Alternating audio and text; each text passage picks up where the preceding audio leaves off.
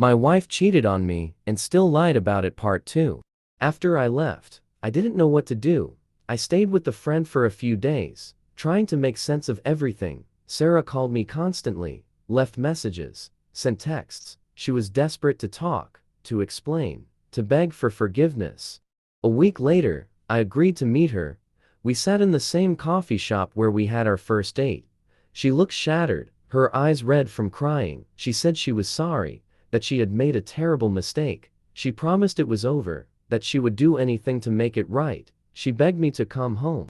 I wanted to believe her. I wanted to believe that we could fix things, that we could find our way back to each other. So, after a lot of soul searching and many long conversations, I decided to give her another chance. We went to counseling. We worked on our communication, and slowly, things started to get better.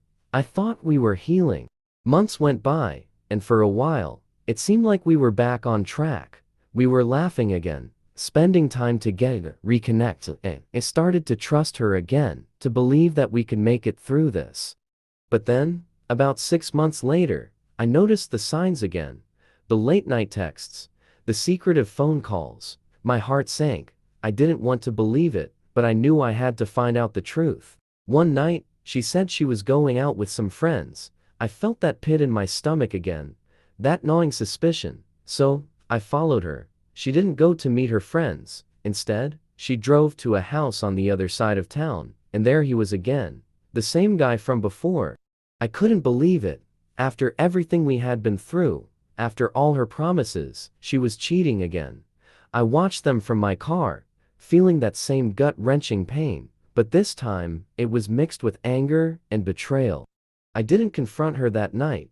I drove home and packed my things. When she came home, she found me waiting with my bags. I told her it was over, that I couldn't do this anymore. She tried to deny it, but I told her I saw everything. She broke down, sobbing, begging me to stay, but I was done. I had given her a second chance, and she had thrown it away. I left that night and filed for divorce the next day. If you enjoyed this story, sure to like and subscribe for more.